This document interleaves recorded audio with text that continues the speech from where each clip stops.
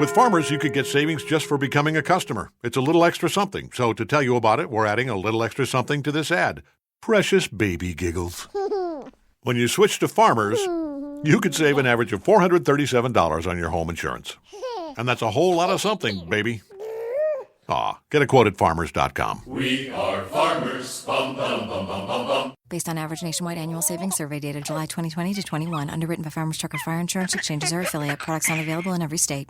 Angie's List is now Angie, and caring for your home just got easier. Whether you need help with routine maintenance or a dream remodel, Angie makes it easy to see reviews, compare quotes, and connect with top local pros who can get the job done right. Plus, you can see upfront pricing and instantly book hundreds of projects.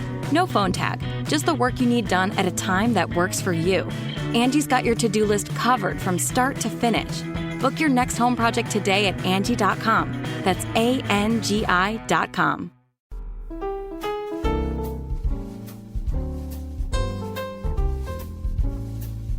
Everybody loves Ray Fittipaldo. We know that. Ray covers the Steelers for the Post-Gazette. Ray, I'm going to start you with this one today. Ben Roethlisberger not practicing yesterday. Is that just a normal, like a Wednesday was a Thursday because of the schedule this week, or is there cause for concern here? No, I think you're on the right track, Joe. You know, they went out there and did a walkthrough on Wednesday, and I think yesterday was more of a typical Wednesday. So I know it throws everything off this week, and I know he's been on the injury report with a bunch of maladies, but I would fully expect Ben to be good to go on Sunday. I think it's much the same situation as we saw a couple of weeks ago. Yeah, he's dinged up, but this isn't going to be enough to prevent him from playing. Raymond, what are you hearing about Claypool? I don't think he's going to play this week, Ron. You know, we just got done talking about the truncated schedule this week, and he hasn't practiced yet, but I don't think he's trending in the right direction. So I don't expect him to be out there on Sunday, and that obviously is going to put a big stress on that receiving core, right? You know, Deontay Johnson is going to have to step up, I think, and increase his volume. I think this is a big opportunity for James Washington to not only get more snaps, but to be more productive.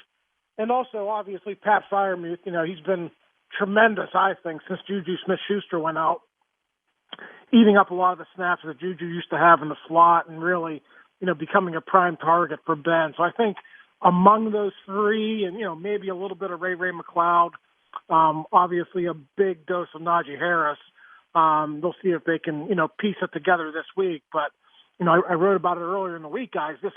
You already lose Juju, and now you lose Chase Claypool for what they hope is only 1 week. They're running pretty thin there with their receiving core. Which brings up, could we see a surprise there? Somebody that we don't really think of make an impact here. I'm thinking this Anthony Miller, Cody White. Ray just hasn't been all that impressive, although he did have a play on the winning drive the other night. But overall, as a receiver, I'm not too impressed. Any other options there? Yeah, I mean, Ray's going to get some snaps, but he always gets snaps, and like you said, doesn't always produce. You know, Miller would have to be brought up from the practice squad. You know, I didn't see a lot this week that lends me to believe that's going to happen, although certainly it could. So yeah, that leaves you with Cody White. And if you remember, after Ray made that mistake in special teams midway through the fourth quarter, they benched Ray on offense for about a series or two. Cody White got a couple of snaps. So they have confidence to put Cody White in there in different situations. Doesn't have a big resume, but he's been around here for a couple of years now. And, yeah, I would certainly add him to the list. I don't think he's going to get a ton of snaps, but, you know, I think he's certainly a candidate to maybe snag a catch or two on Sunday just because they're down so many players right now. Raymond, what's your feel on this? Is this a week they might get a blowout win? I just saw a note that they have failed to cover 8 straight games as a favorite. 8 straight, and that includes the playoff game against the Browns last year. Do you feel like sooner or later that streak's going to end? Could this be the blowout week? Yeah, I mean, I'm kind of the opposite, Ron. I don't want to give away my pick this early in the segment, but they haven't found ways to put away teams. And, you look at that game last week, you're up 10, you're going to get the ball back, and then you fumble it away, and it's all of a sudden it's a football game. And the Bears take the lead, and, I can go back to the Broncos game and, the Seahawks game as well. It hasn't been a good year for them in terms of, that killer instinct. Now, I will give them a ton of credit for finding ways to win. I think Ben and that offense really deserve a lot of praise for what they did last week. You get behind on the big stage on a Monday night unexpectedly, and then Ben engineers that drive. I thought that was, a big confidence booster for that offense. But it's just the offense hasn't been consistent, Ron.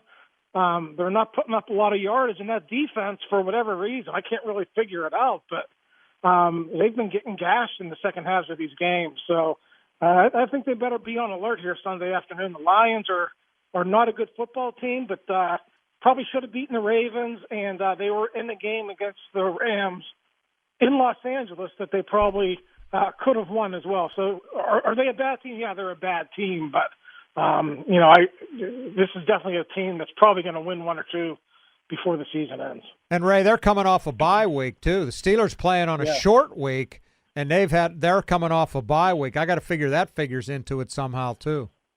Yeah, absolutely. On short rest, and you mentioned Dan Campbell this week. It was in the Detroit papers that he's going to take more ownership.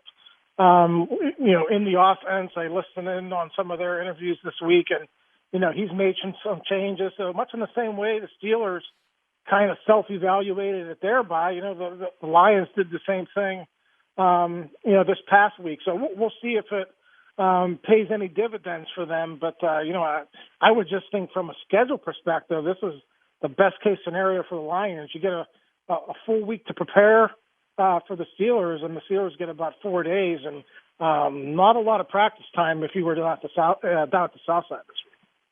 Ray Fittipaldo of the Post-Gazette joining us as he does every Friday at 11. So the offense last game against the Bears reminded me of when things went south last year in a lot of ways, and I know they came through at the end.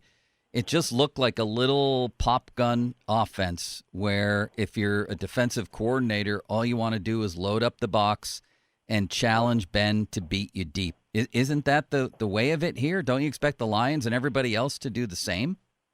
Absolutely. And, Ben hit Chase Claypool for about a 25-yard game, I want to say, on the first drive. And, they were able to go down and score on that drive. But after that, it really dried up. And the running game wasn't there. Kendrick Green had probably his worst game. I mean, I know the Bears front is pretty good, but, I thought he got bullied in the run game. Pretty much everyone got bullied in the run game. That was not a good performance by that offensive line. And then when you become a one-dimensional team, Joe, we are taking a trip down memory lane to what it was like, back in December and January last year when things kind of fell apart for the Steelers. So, I don't think this Lions front is as good as Chicago. So maybe the running game will be there a little bit. But, as far as, future opponents go and, game plans go, especially with Chase Claypool out of the lineup, teams are going to load it up and dare Ben Roethlisberger to beat them deep. Ray, I'm sure you've watched the Ravens get just destroyed by Miami last night. Are there any good teams in the AFC North, and who is the best team right now, in your opinion? Yeah, I think we talked about it about a month ago. I thought all four of these teams could finish between 7 and 10 wins. That's how close I thought it was going to be, and we could see that. The Ravens probably were lucky to have a 6-2 record going into that game. And unexpectedly, this game at Heinz Field on Sunday, all of a sudden it's for first place in the division. So I could not tell you right now as we sit here on November 12th who the best team is. It seems like it changes every single week. The one thing to watch for is maybe the schedule, and we all know the Steelers' schedule is really, really tough. Who has the most beneficial schedule the rest of the way? Who has the home games against the better opponents? That's probably going to factor into it. But right now, no, there is not one team that I would pick from this division to do any damage in the playoffs. Ray, I'll ask the obligatory Stephon Tuitt question here. Has there been any reason for you to think anything's different this week from what you've observed? No, and it's a weekly question. I get it from a lot of people, and the sands in the hourglass are it's going pretty fast here. When they bring them off IR, they're not just going to practice them for 1 week and then throw them into a game. We're probably talking about a 14 to 21 day period where he's going to want to, or they're going to want to practice him, 4, 5, 6 times before he plays. So I think the best case scenario, and we'll see what happens, next week with practice. We'll probably play 6 games this year in the playoffs and see if you can get anything out of them. And obviously over the off season, they're going to have a decision to make. He's going into the last year of his contract. They would have to eat. I want to say it's $9 million on that contract, Joe. With a dead cap hit. They've done that before. I would not be surprised if that happened again. So we'll see where this goes here the rest of this month in December. But I think best case scenario is you get him for 5, 6 games and see what you can get out of him. Well, certainly he would help. I don't think he could hurt, Ray. What's up with these second half collapses by these defenses? Seattle, Denver, the other night, they actually blew the lead. I mean, I know the McLeod fumble was a big part of that, but still, it's a trend that they shut teams down in the first half and then get exposed in the second half. Is it coaching? Does the other guys make better adjustments than Tomlin and Keith Butler? I think you would have to say that, right? I mean, Seattle comes out and they jam the ball right down the Steelers' throat. They get the running game going. And, they were able to get back in that game. And it seems like every opponent after halftime has been able to get something going on offense against the Steelers' defense. So the Steelers have to find the answers to that. You can't be dominant for 2 quarters and then completely give it up in the second half. I know the offense hasn't been good enough. It would help, if they can sustain drives, if they could score a few more points.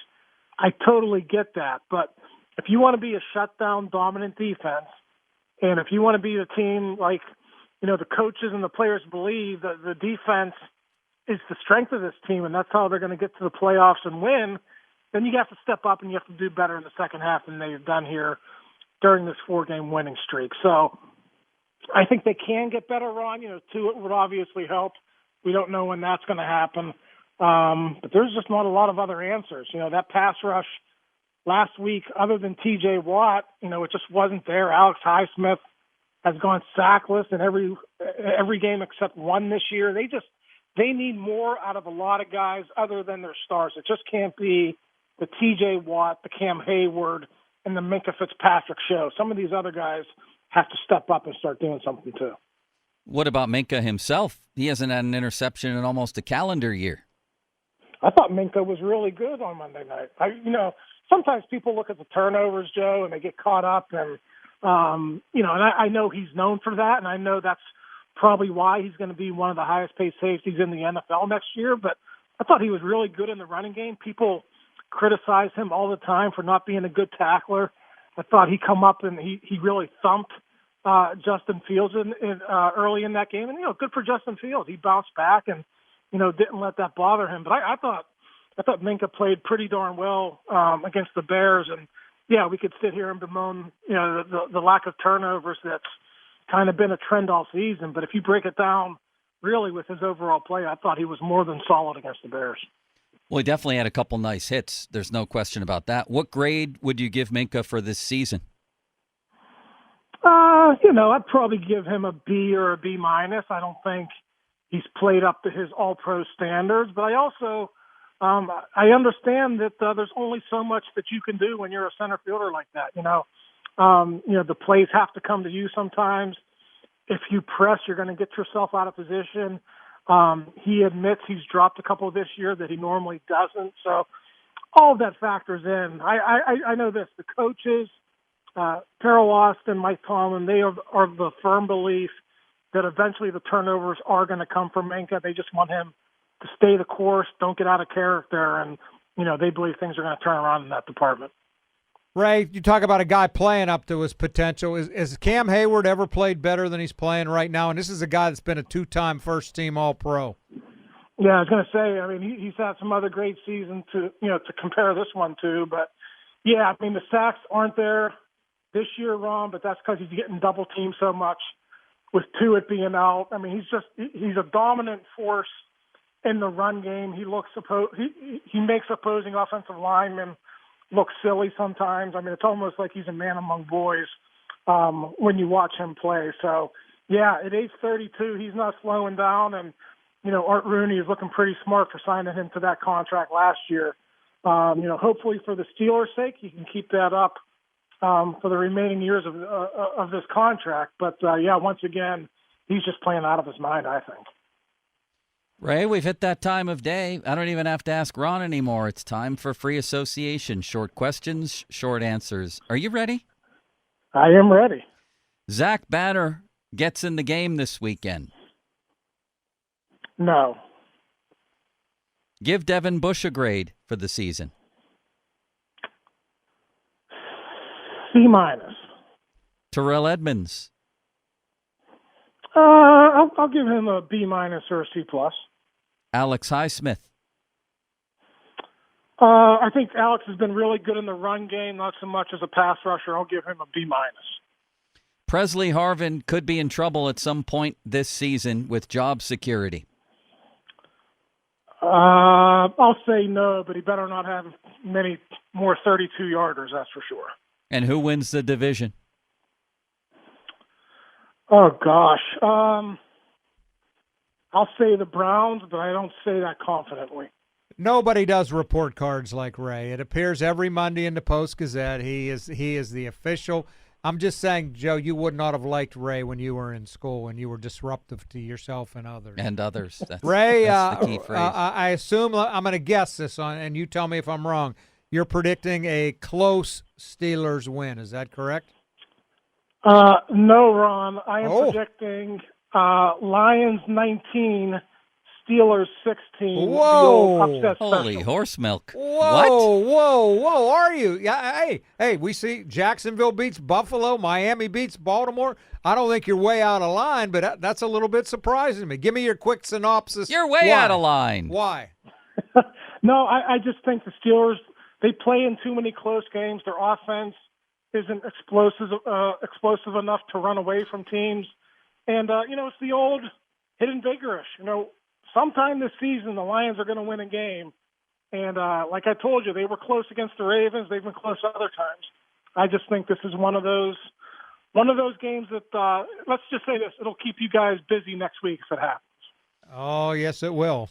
Lastly, Ray, we often talk about your niceness. In your opinion, who's the nicest person in Pittsburgh sports media? Other than yourself. Other than myself. Jerry DePaula? I knew you were going to say that. Ron, Jerry, he tops right? everybody's list, Ron. I mean, everyone wants to fight Narduzzi because he picks on Jerry so much. So, I'll go with Jerry. Everybody loves Jerry, but everybody loves Raymond, too. Thank you, Ray. All right, guys. See you, Raymond. Jerry DePaula. I don't know. That was an obvious pick, but the Lions sure are. How about him picking the Lions to win? Let's talk about that. I mean, we buried the lead there. We got 17 minutes in with the guy, and then he tells us the Lions are going to win the game. Does anybody else have that fear this weekend? 412-928-9370. Does Ron have that fear? Let's talk about that next.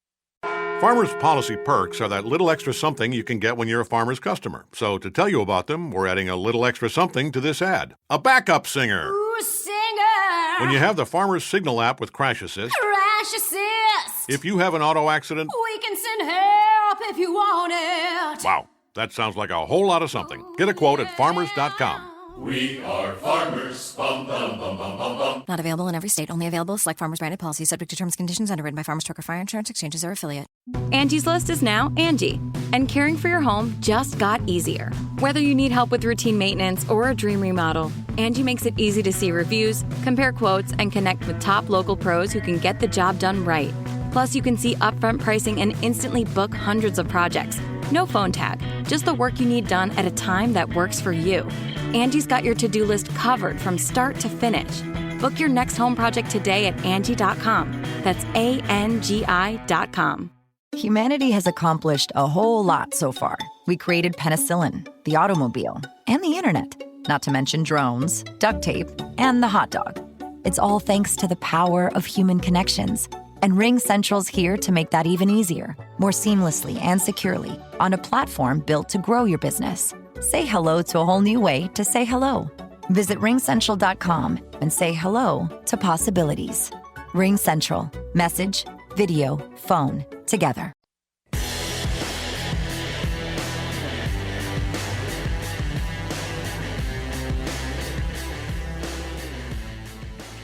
Ray Fittipaldo delivered quite the line at the end. I think we both expected him to say, yeah, in the end, the Steelers will win the game. He likes the Lions. What do you say, 1916? 1916. So obviously he doesn't think that the Steelers offense is going to get untracked in any way, shape, or form. I want to disagree. I think the Steelers will win the game. So I do disagree with that. I want to disagree with people who think that the game will even be close. But, Ron, when I look at this offense right now, it really does look like the Wednesday afternoon offense against Baltimore. That's the day Tomlin said they were sucking. Yeah. I mean, Detroit is the second worst defense in the league, only to the Jets. They allow 30.5 points per game. They stink. They absolutely stink. That's why they're 0-8. I'm not breaking any news here. And you know what? Their offense isn't a whole lot better. They average 16.8. They're losing games basically by an average of 31-17. They're a horrible football team. Yet they almost should have beat the Ravens. At home, I would say, yeah, to that a one. 66-yard kick by Justin Tucker. And a bad call or a non-call. And who else did they got beat by a 54-yard kick at the last play of the game? I forget who that was. I think, at Minnesota. Yeah. I think they became the first time in history to lose the last play of games twice with 50-plus yard field goals. They had a respectable effort against the Rams, but still lost by 9. And then they lost to it's not easy to lose to the Eagles 44-6. Their kneecap-eating coach has been a disaster so far. What do you think? You think blowout here or close? I'm thinking close. That stat I just saw, that Steelers have not covered 8 games in a row when they've been the favorite. 8 games in a row. I think that trend continues. 8.5 point spread? 8.5 point spread. Horace tells me he has a horse alert. What's happening? I'm just going to go off of what you just said. And you said that the Steelers offense has the feel of the Wednesday afternoon game against the Ravens? Yes. What happened the following week? They lost their undefeated season to the Washington football team. I know. No, I'm feeling that right now. I just we think are in the same exact scenario. The Washington football team of last year is the 85 Bears compared to these Lions. So these Lions they're really, really bad. That Washington defense last year was really good. Really good. So, but so was everybody else the second half against the Steelers. Yeah, that's true too. But I just this team doesn't blow out anybody. They got to just hope they keep doing wins that aren't Mozart's. I mean, just go out and no style points, find a way to win. If they win this game against a winless team, they'll be tied for first place in the AFC North after starting 1-3. Think about that. Well, that's the surprising part. After starting 1-3, this would be a 5th win in a row. Yeah. But if you had told me before the season the Steelers are going to be 6-3, I don't know how we could have been surprised. We all thought Vegas, Cincy, Denver, Chicago, and Detroit. So they were going to have at least 5. And then all I would have had to do was beaten one of the teams we didn't think they'd Green beat. Bay, Seattle, or at Cleveland. So it's not shocking that they're going to be 6-3, at least not from a preseason projection. I would have thought 5-4. Which they could end up if Ray's prediction comes true. Sure. I think I would have thought 6-3. I definitely did not have the Bengals coming here and beating them before the season, or the Raiders for sure. And then Detroit and Chicago, that's 4 right there. Denver, no way. At home, that's 5, and then just 1 of the other 4. I had them 8 think, and 9 for the year, so I guess 5 and 4 are about where I would have had them, but not quite. I'm with you, not quite. I wouldn't have predicted a win in Buffalo. I know that. Well, the fact that they were 1 and 3, now they could be sitting at 6 and 3. But the way we're talking about them, going into a game against the Lions, does that not indicate what we actually think of the Steelers? Not very flattering of them. No, you're right. But who is flattering? There's nobody good. Who's flattering on the rest of their schedule? There's anyone? The AFC North is just Tennessee. We thought it's a great division. It's a close division, but I don't know that I would call it a great division. They don't have a great team in there. Well, they don't have a great team, but I still think it's a pretty good division compared to others because they also don't have a terrible team. In fact, I think they have all decent teams. Right. Maybe all good teams. I don't know. They're not saddled with the Jets or the Texans. The AFC West has been okay. Very similar to the AFC North. As I look across the divisions, they're not saddled with the Lions. The NFC South has been okay. I thought the NFC West would be the best division in football, and they have 2 teams that are sitting here at 3 and 5. They might have the best team, by the way, in the Cardinals so far this season. But I don't know, Ron. When I look at everybody else's schedule in the AFC North, I told you what the Ravens was like. It's brutal down the stretch. They're all brutal. Because a lot of it because they got games against each other. They'll eat each other, right? Yeah. Cincinnati might beat Cleveland. Cleveland might beat Baltimore. Steelers might beat Baltimore, lose to Cleveland. I mean, it's crazy. It's crazy. And you might think Cincinnati, well, because they were bad last year, they probably have the easiest schedule. And they might the rest of the way, but it starts out west at Vegas, then the Steelers, then the Chargers, then the Niners and Broncos, which comparatively, I'll take that over anybody else's schedule, no offense to Horse. And then they wind up with Ravens, Chiefs, and at Browns. So what are they going to finish? Around 8 and 9, 9 and 8? I think so.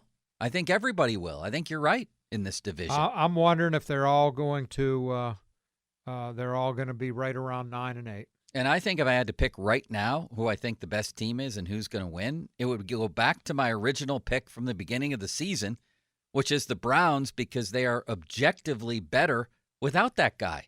I don't think they just are. Mayfield looks just much more comfortable, doesn't he? Doesn't have to try to feel like he's got to force the ball to him. And they got some problems. Have you seen any update on Chubb or Myles Garrett? No. Both of those guys were having issues. Chubb, COVID-related, and Garrett his toe. It doesn't sound like Chubb's going to be able to go, I think, unless he has those 2 tests within 24 hours. It doesn't sound like he's going to be able to go. No Kareem Hunt, but Dearness Johnson, right? What would he run for 140 in his start? I mean, they're going to keep doing what they keep doing. Mayfield's starting to grow on me a little bit. He handled that situation as well as you can, I thought, with class and didn't fire back. And he, most importantly, he played well. And then he played well the next game. He's starting to grow on me a little bit. So I think they're going to lose at New England, but then they have Detroit coming there. So they're going to be sitting there at 6 and 5 and then listen to their schedule. Plus, they have the advantage of a late bye week, I might add. Some other teams do too, but obviously the Steelers have already had theirs. So the Browns are going to be 6 and 5. Then they have at Baltimore, bye week, home against Baltimore, Raiders, Packers, Steelers, Bengals. Tough. They're just going to hang around 500, Ron. Well, this love affair you have with the Patriots. Are they going to lose a game the rest of the year? Or are they just going to win? They're just going to win out. They got their hands full with Cleveland, I think. I think they do. They should be sitting here. That's in New England, right? It is. They're due to win one at home. They are. They've won 3 in a row and 4 of 5. The only loss in overtime to Dallas. They've been playing well since really for well over a month now. They have Atlanta, Tennessee, Buffalo, Indy, Buffalo again. And here's the beautiful thing for my Patriots. And yes, Ron, they're my Patriots. They finished the season against Jacksonville and Miami. At least I think that's a good thing. Should be. Both those teams. Did you see the picture of Belichick walking into the stadium or walking to practice the other day? No. He had on his hoodie, cut off at the sleeves. The hood part of it was like tangled up around his neck. It was cattywampus, whatever you want to put it. One of his pant legs was up. What's cattywampus? Meaning like crooked, like cattywampus. You never heard that expression? Horse, have you? Cattywampus? Cattywampus? Cattywampus. Cattywampus. Yeah, have you heard of that? No, I have not heard of So it. it's a crooked collar? Is that what that means? So, it's just something off balance, okay? Not right. Cattywampus, like, I don't know where I heard that before. But his hood, instead of being behind him, was like over one of his shoulders. One of his pant legs was caught up around. Cattywampus. It was caught up around his calf. He looked Caffywampus. He looked ridiculous walking into the stadium. All I know is he's on my side. I'm a little bit flummoxed here by that word. Horse and I have never heard of it. I don't know where I heard of it.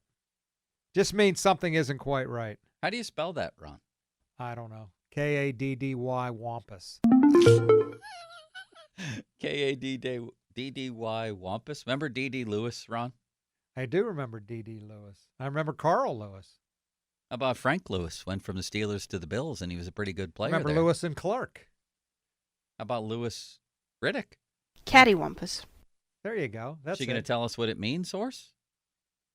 This is astounding, Ron, this word.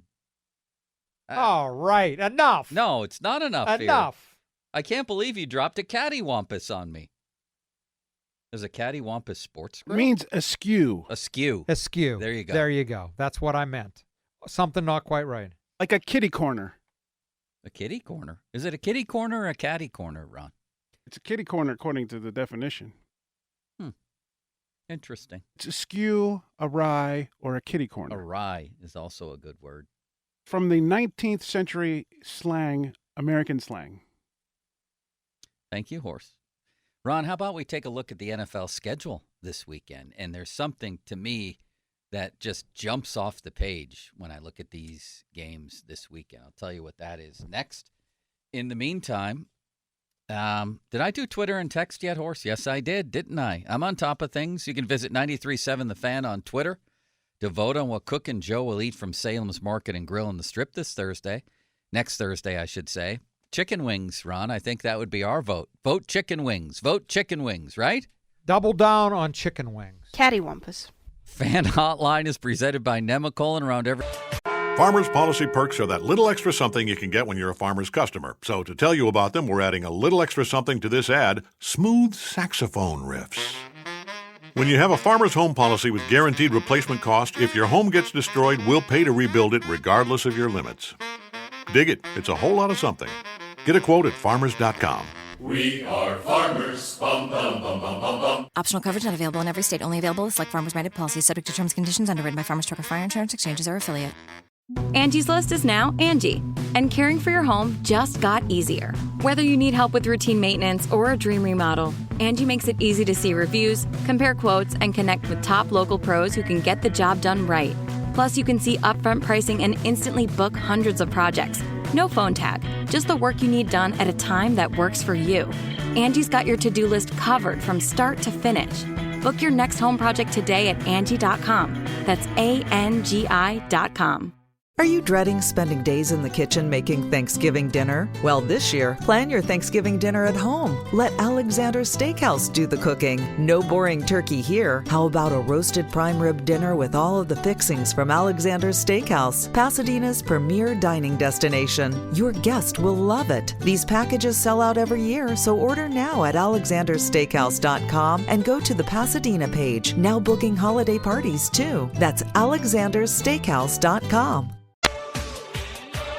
All right, Ron, let's look at this NFL schedule. It started off with a bang last night. I mean, it was entertaining just in the fact that the Dolphins were physically beating up on the Ravens, and then it got real interesting late when Lamar takes them 99 yards to pull within 15-10, and then all of a sudden Miami hits another broken play. Like the Ravens just have a completely busted coverage down the left sideline, and a guy goes like 70 yards, and then they punch it in with Tua at quarterback.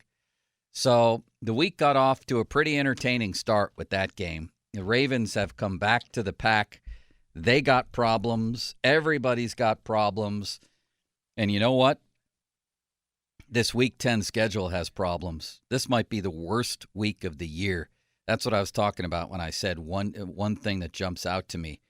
It is a week of dog games. Would you agree with that, Ron? I'm just now starting to look at them. I have not made a determination yet. I see a couple good ones. I see a couple bad ones. They all stink, Ron. They don't all stink. Give me a good game other than, I think, Cleveland, New England is the game of the week, other than the Steelers. We don't involve the Steelers in this conversation every week. I got two for you. All right, give me another one. I think Seattle at Green Bay is a good game. Russell Wilson coming back. Will Aaron Rodgers I'll play give you in that one. game? Yeah, that's I like that one. Russell Wilson coming back. And again, I think any game Kansas City plays is interesting. Is it going to be this week that Patrick Mahomes gets it going? They're playing Vegas. That's a pretty good team. Kansas City, Vegas, a showdown out west. I think both those games are interesting. They're interesting. But They're you got to admit but that this slate of games this week, you don't have a marquee game. You don't have a single marquee game, first of all. Second, I don't know that I'd call any game a great one. No, I know. I hear you. Chiefs Raiders, says Horsey Boy. That's a great game to you? For me, as a Broncos fan, it is. Who do the Broncos play? Eagles at home. Yeah, that game stinks. What's the worst game of the week, Ron, that if it was going on behind those blinds that we keep shut every day in the parking lot, you would say nothing? See, this is the same as before, like last week. There's a good team and a bad team in all of these games. I mean, Jaguars, Colts, that one's probably the worst to me. Bills and Jets, can the Bills bounce back? You would think so. Saints, Titans, I think, might be a pretty good game. Buccaneers, Washington, you got Buccaneers. Panthers, Cardinals. Let me rephrase the question, How about Ron? the Cardinals? 8-1. What's the worst game of the week, in your humble opinion? Jacksonville? At Indy? Yeah, maybe Bills, Jets. I think Horse said this game right here, but we can't include that. That's out of this discussion every week, Horse. You broke the rules there. I think Tampa, Washington is a hideous game. But any game Brady's in is going to be interesting. No, it's not. Yes, you wouldn't watch Tampa, Washington if it was on in your backyard. I'd watch it to see what Brady does. They suck, Ron. The Washington football team. You didn't answer my question about Arizona. How about Arizona? 8-1. Yeah. What do you make of them? I wrote about James Conner for my Sunday column. How about what James Conner is doing? Leading the NFL in touchdowns. Is he the best bargain in the NFL right now? You know what his contract is? 1 year, $1.75 million. Wow. And he is the main bell cow. Chase Edmonds, their starter, who Conner had been splitting time with, got hurt on the first play last week against San Francisco. So Conner is now the bell cow, the chief ball toter, if you will. I will. 11 touchdowns. Good for him. That's man. unbelievable. It is a good story for him. Tied for rushing touchdowns with Derrick Henry, still has 10, even though he didn't play last week. And Conner caught a 45-yard touchdown pass running through traffic last week. It is a nice story for him. The coach was quoted after the game, Kingsbury, saying, "I had no idea this guy would be like this." No idea. We saw him when he was really good one year. I always maintained that James Conner was a good NFL running back, not just average or as he's been portrayed here really on this station as like bad, like the Steelers only picked him because he was from Pitt. He was very good here one year. He played, 3 years where he was actually a player? The first year he didn't play. Yeah, first year he didn't play. 18, he made the Pro Bowl. And in his 3 years and something like 36 starts, he wound up leaving a handful of them. He had 3,100 total yards and something like 26 touchdowns. So we saw him when he was good, but he just couldn't stay on the field. He just couldn't stay on the field. And I think that's, and I didn't realize this till I look back. He was involved in some sort of recreational vehicle accident. He hurt his toe. He had to have off-season toe surgery and was going to be questionable whether he was going to be ready for the start of camp. Nobody wanted him. A 1-year deal for $1.75 million. That's not much, is it? No, and they're getting more than their money's worth. How about Le'Veon last night? 3 carries for 1 yard with a long of 1 yard. No, he was better the week before against Minnesota. Once again, Lamar's their leading rusher. I'm sorry, you can't win in the NFL if your leading rusher every week is your quarterback. I agree. And I'm not sure. Although they're 6-3, right? They've won some games 6-3 with him as their leading. I mean, rusher. I guess ultimately win. Right. Like you're not going to be the last team standing with your quarterback, and he might not be standing. Who knows? But they're down to like their sixth running back. I don't think it's about the running back, honestly. I think a lot of people can run behind that line, but I think the line stinks right now. I mean, they lost their best. Are you including Big Al in that? They lost their best. What's going on here, Ron? Where's that noise coming from? Not mine. Not my computer. Horse? There. Oh, my God, it's happening again. Ron, help me. Save me. I don't know what's going on here. I don't either. I'm just going to shut the computer. The thing's going on its own like it's Frankenstein here. I'm shutting it off, and it keeps going.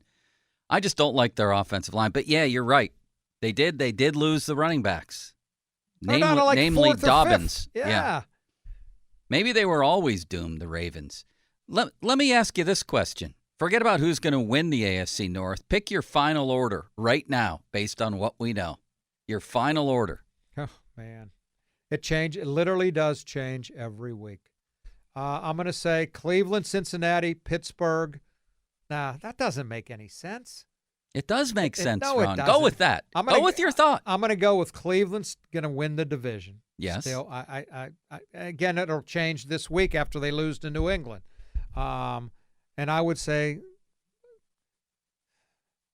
oh, man. I don't like any of them, Joe. They'll all be tied at 8 and 9. I don't know. I don't like any of them. I'm going to just say Cleveland wins the division. No, you have to answer the question. All right. Cleveland. Yeah, I'm going to say Cleveland, Cincinnati, Pittsburgh, Baltimore. I'm at Baltimore in last place. They're 6-3. It's ridiculous. But it'll be tiebreakers. Like you said, it could be 9 and 8. I'm not giving up on the Bengals. I still think they have a chance to be good. I've been on their bandwagon all along. It looked ridiculous last time they played. They're off this past week. I think they come back and play better. Right now, I think it's going to be week. Cleveland, Steelers, Baltimore, Cincy. That's fair. I mean, anything's fair. If I told you Cincy, Baltimore, Steelers, Cleveland, you wouldn't be crazy. It wouldn't be crazy. It is crazy, though, the whole thing. All right, Ron, top of the hour. I've got another NFL story that's a brewing that I want to talk about. How about a little Friday morning six-pack? Would you like that? I love it. Now afternoon, it makes it even better. And then we're going to have Jay Caulfield talking hockey at 1 o'clock. We have lots of college football to look forward to this weekend. It's all happening here on Cookin' Joe. Hello, I'm Jason Concepcion, former co-host of Binge Mode Ravenclaw with Gryffindor Rising, still repping the Night's Watch despite Season 8, and the host of Crooked Media's new podcast, X-Ray Vision. Every week, my guests and I will take you through the world of comic book movies, fantasy shows, and more. Join us as we deep dive into your favorite franchises, discuss fan theories, and the latest news. Listen now for free on Odyssey, Apple Podcasts, or wherever you get your podcasts. Farmers Policy Perks are that little extra something you can get when you're a Farmers customer. So to tell you about them, we're adding a little extra something to this ad. A backup singer. Ooh, singer. When you have the Farmers Signal app with Crash Assist. Crash Assist. If you have an auto accident. We can send help if you want it. Wow, that sounds like a whole lot of something. Get a quote at farmers.com. We are farmers. Bum, bum, bum, bum, bum, bum. Not available in every state. Only available with select Farmers branded policies subject to terms and conditions underwritten by Farmers Truck or Fire Insurance Exchanges or affiliate. Angie's List is now Angie, and caring for your home just got easier. Whether you need help with routine maintenance or a dream remodel, Angie makes it easy to see reviews, compare quotes, and connect with top local pros who can get the job done right. Plus, you can see upfront pricing and instantly book hundreds of projects. No phone tag, just the work you need done at a time that works for you. Angie's got your to-do list covered from start to finish. Book your next home project today at Angie.com. That's ANGI.com.